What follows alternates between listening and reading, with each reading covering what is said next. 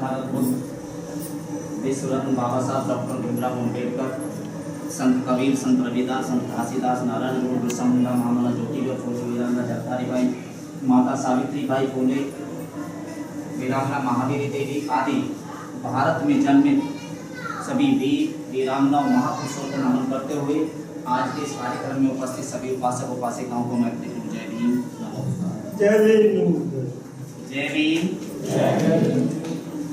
जय भीम, जय भीम। अच्छा, आज पहली बार हाथ जोड़े, ऐसा लग रहा मुझे। आज से पहले कभी हाथ नहीं जोड़े? जोड़े हैं? जोड़े ना? वो नकली हाथ जोड़ने छोड़ दो और असली हाथ जोड़ो। जय भीम, जय भीम। ऐसा करो जैसे मैंने कर रखा। जय भीम, जय भीम। बहुत अच्छी बातें आप लोगों के बीच में हमारी उपासिका, दोनों उपासिकाओं ने, मास्टर पप्पू जी ने बहुत अच्छी घटनाएं, बहुत अच्छी कहानियाँ, बहुत अच्छी बातें बाबा साहब, माता रामाबाई, माता सावित्रीबाई फुले से संबंधित आपको बताएं। कैसा लग रहा है? अच्छा लगा? सब यही है? पक्का पक्का ही है? सभी हाथ ऐसा करो जितने मैंने कहा, और सभी अपने माथे पर हाथ लगाएंगे। सभी अपने माथे पर हाथ लगाएंगे।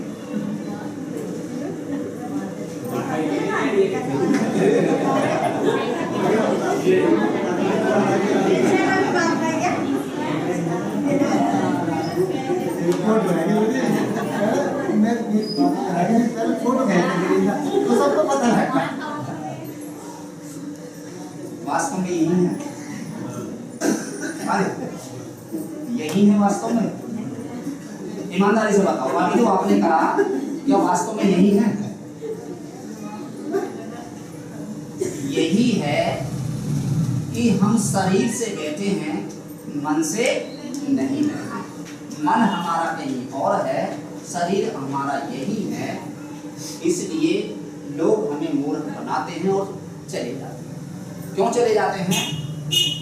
एक विद्वान है, उन्होंने एक छोटी सी बात कही है, समझ कर समझ को समझो, समझ भी एक समझ है, समझ कर जो ना समझे मेरी समझ में वो ना समझे। ये मेरी बात नहीं है, विद्वानों की बात है, महापुरुषों की बात है। फिर सुन लो, समझ कर समझ को समझो, समझ भी एक समझ है, समझ कर जो ना समझे मेरी समझ में ना समझे। मेरी समझ में नहीं, उन विद्वान की समझ में जिन्होंने ये कोटेशन रखी। और ऐसा उन्होंने क्यों कहा? ऐसा उन्होंने क्यों कहा? क्योंकि संत कबीरदास जी ने कहा, मेरी नजरों में कुछ इंसान हैं और बाकी इंसान रूपी जानवर। मेरी नजरों में कुछ इंसान हैं, बाकी इंसान रूपी जानवर हैं, और उसका प्रैक्टिकल आप देख सकते हैं। उसका प्रैक्टिकल आप देख सकते हैं। देखेंगे? देखेंगे सभी? बाइक किसके घर में है? अब आप सोचोगे बात तो बाबा साहब की फोटो लगा रखी, पता नहीं बात कहां की सुनाने लग गई है। क्यों हो समझे? किसके घर में बाइक है? हाथ उठा के बताओ। ये महिलाएं हैं, बताइए भले आपके परिवार से यहाँ लेकिन बाइक तो होगी। हाथ उठा है, कहते हैं चिंता मत करो, लेकर नहीं जाऊंगा किसी का, आपके भाई आपको नहीं है। यहाँ से मुरादनगर के लिए गए। मुरादनगर जाते जाते रास्ते में गाड़ी का तेल खत्म हो गया, जिससे वो चलती है। पेट्रोल पंप पर पहुंचे। पेट्रोल पंप पर पहुंच करके पेट्रोल पंप वाले से कहा, ले भाई इसमें 100 रुपए का डीजल डाल दे, 100 रुपए का डीजल डाल दे। हाँ जी, क्या खड़े हो? इन्हें बताओ क्या डलेगा? डीजल क्यों नहीं डलेगा? गाड़ी पेट्रोल से चले, डीजल से चलेगी ना। डीजल से गाड़ी नहीं चलती थी? बाइक डीजल से नहीं चलती, और बाइक डीजल से नहीं चलती, इसलिए बाइक में डीजल नहीं डलवाते, पेट्रोल डलवाते हैं।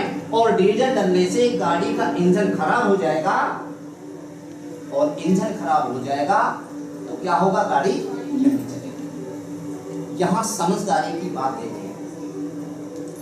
एक मशीन यदि वो खराब हो गई हम उसे ठीक करवा सकते हैं, उसका नया पार्ट डलवा सकते हैं। लेकिन हमारे बीच में जो हमारे परिवार में हमारे चाचा ताऊ भैया पति जो भी होते हैं वो किस तरीके का व्यवहार करते हैं कि हमें एक गाड़ी की चिंता है कि गाड़ी में पेट्रोल की जगह डीजल नहीं डलना चाहिए, लेकिन इस शरीर के अंदर दारू बीड़ी सिगरेट गुटखा पान तंबाकू दुनिया भर की अनाप शनाप की चीजें जिनका इस शरीर से कोई लेना देना नहीं है उनको रोजाना इस्तेमाल करते हैं। तो कबीर साहब ने सही कहा गलत कहा? हाँ जी, हम इंसान हैं यार, क्या है? ईमानदारी से बताइए, यदि एक टोकरी में तंबाकू भर के भैंस के आगे रख दिया जाए, भैंस खाएगी? यदि एक बाल्टी में दारू भर के सुअर के आगे रख दिया जाए, सुअर पिएगा? इसका मतलब क्या हुआ कि हमसे ज्यादा समझदार वो जानवर भी है, उन्हें पता है कि उनका भोजन क्या है, वो उस भोजन को ही खाते हैं। प्रकृति ने हमें बहुत सारे खाद्य पदार्थ दिए हैं, लेकिन उन सबको छोड़ करके हम किन चीजों को खा रहे हैं जो हमारे शरीर को नुकसान पहुंचाती है। हमारी औकात नहीं कि हमारे शरीर में अगर पार्ट कोई खराब हो गया हम उसको बदलवा। तो कबीर साहब ने ये बात सही कही नहीं कही? ये बात कबीर साहब ने सैकड़ों वर्ष पहले कहा और हम आज इस बात को वैसा का वैसा ही वहीं पर अमल में लिए बैठे। ये बातें बहुत सारी आपके सामने होती रही हैं।